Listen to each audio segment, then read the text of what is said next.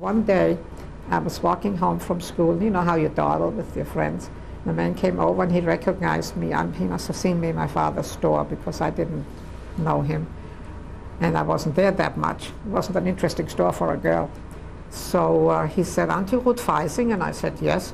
He says, "You better hurry home. They just arrested your father. They're rounding up all the Jewish men." He says, "You know, I warned your father. I told him I smell a rat. Something's going to happen. Why don't you leave town for a few days?" But your father's a stubborn man. He said, "I have done no wrong. I will not run." So he got arrested. But again, still, this was the beginning, and they had a nationwide boycott of Jewish stores at that time. That's about 6 weeks after, I don't know how long after Hitler came to power. They wanted to shake up the works and show people that he meant it and that this is really a different time. So this man warned my father that something would happen.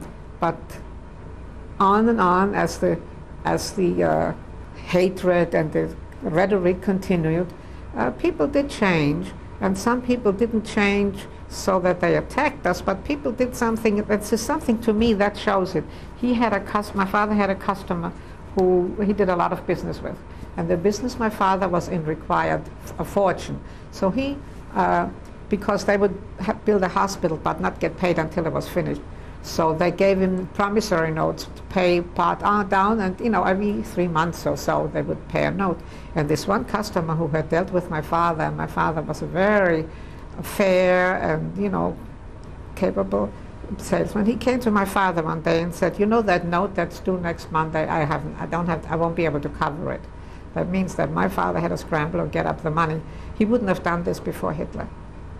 And so that just shows how an idea, there were lots, anti-Semitism surely fell on fertile ground in Germany.